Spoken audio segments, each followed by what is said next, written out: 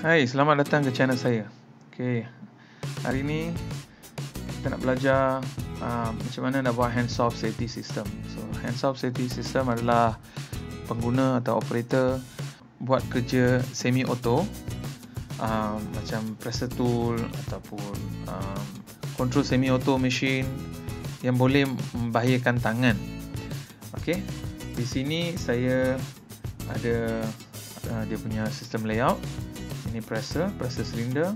Okay, saya ada push button, push button left hand, push button right hand, push button. Okay, kita ada dua push button. So untuk tangan kiri dan tangan kanan. Sini saya ada gunakan pneumatic valve. Okay, untuk example ni saya pakai pneumatic.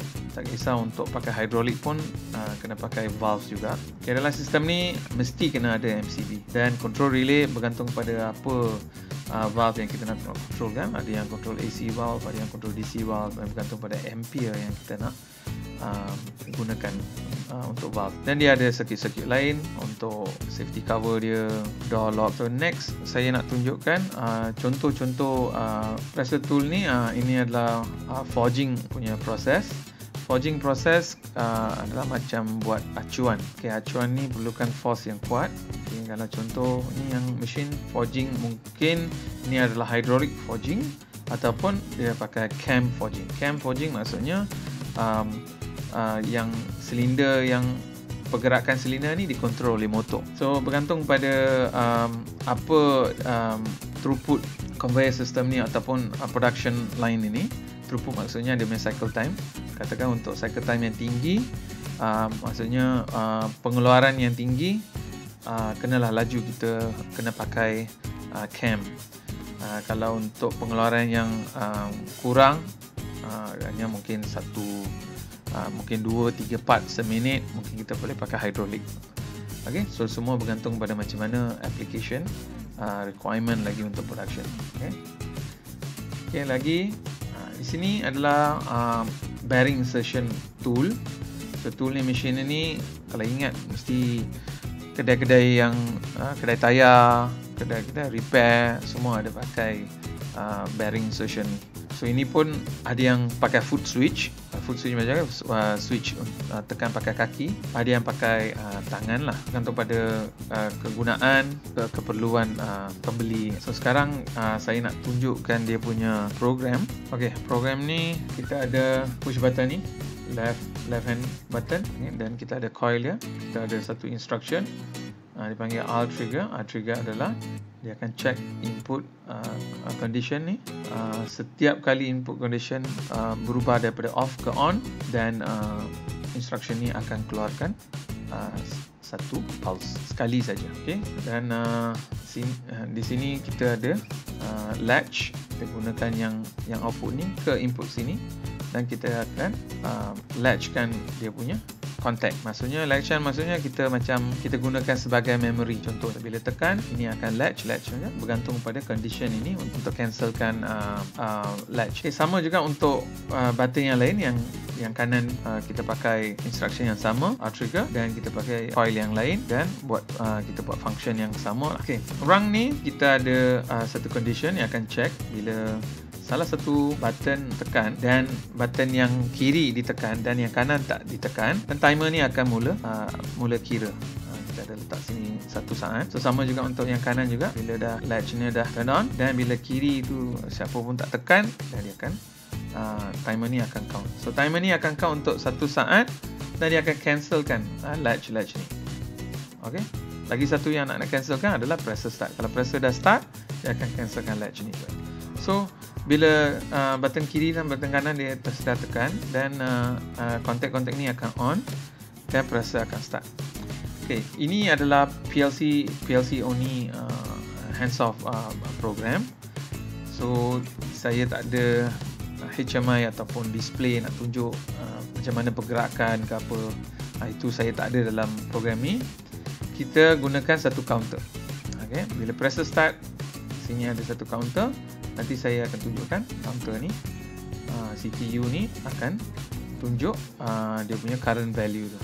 Bila kita tekan button, kedua-dua button ni, dan bila counter ni dia ada increment ataupun dia ada kira 1, Dan kita tahu program kita function. Okay. So sekarang saya nak login. Okay, sekarang kita tengok kita dalam simulation mode. Memang dah select pun. Kita runkan program ni.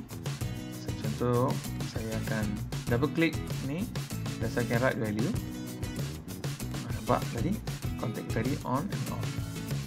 Sama juga saya akan buat yang untuk yang right. Nampak? Okay.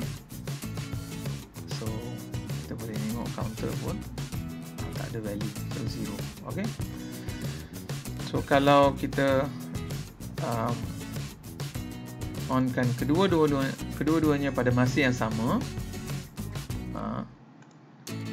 nampak kita ada counter value 1. So maksudnya pressure start ni dah turn on. Kita dah tahu dia dah on dan counter ni sudah kira. Okay, saya demo lagi sekali.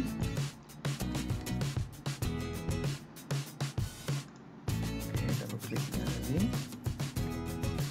Tengok sekarang value 1. Kita right value. Sekarang value 2. Okay, so nampaknya kita punya program ni function macam requirement kita. Okay, so sekarang saya akan log off. Saya akan tunjuk program yang lagi satu yang ada HMI ataupun visualization. Okay, sini sama juga instruction dia. Instruction semua kita pakai yang sama. Semua sama, setakat pressure start ada kita pakai. Dan di sini kita ada instruction yang lain untuk tunjukkan animation ini. Kita nak tunjuk animation ni, pergerakan ini, dan button ni pun kita tak payah nak double click kat sini. So kita boleh tekan button ni, kita dah linkkan program ni dengan button yang kita create dalam environment ini, visualization kita.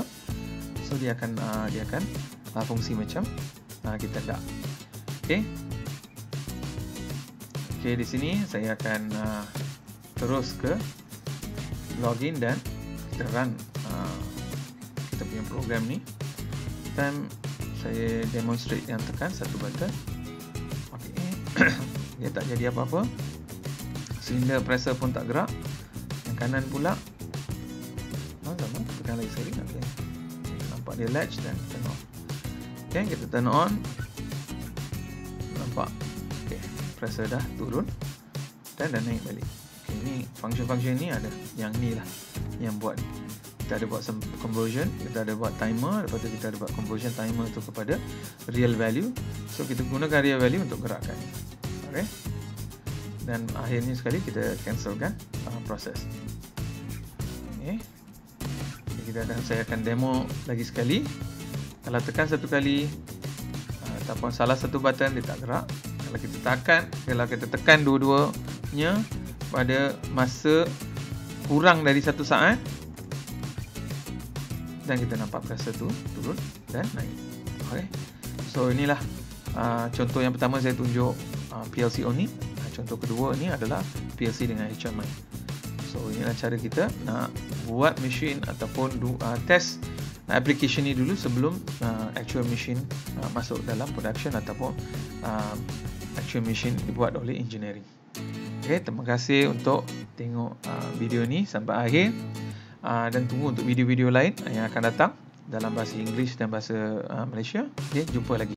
Kalau suka video ini, sila klik butang like dan melanggan saluran saya, klik ikon loceng pemberitahuan dan kongsi.